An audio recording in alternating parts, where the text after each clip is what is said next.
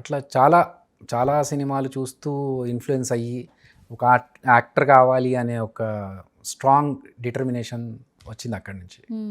చిరంజీవి గారిని స్క్రీన్లో చూసినప్పుడు బేసిక్గా ఫస్ట్ ఆఫ్ ఆల్ అందరూ కనెక్ట్ అయ్యేది ఆయన డ్యాన్స్కి.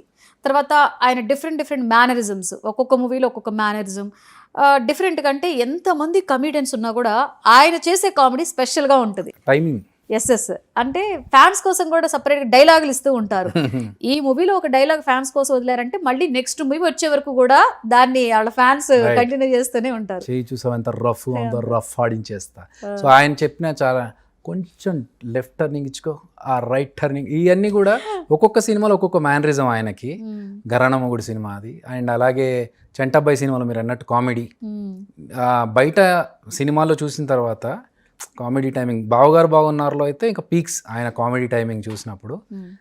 ఇవన్నీ చూసిన తర్వాత లైవ్లో ఆయనతో మాట్లాడినప్పుడు ఆయన ఇచ్చిన చిన్న ఒక జలక్ ఏదైతే ఉంటుందో కామెడీది, అప్పుడు అనిపించింది that's why he's a legend అని చెప్పేసి. ఎందుకంటే మాట్లాడుతూ అవునా అనే ఒక రియాక్షన్ ఏదైతే ఇచ్చారో అప్పుడు అనిపించింది ఎస్ హీఈస్ ఎ మాస్టర్ అని చెప్పేసి.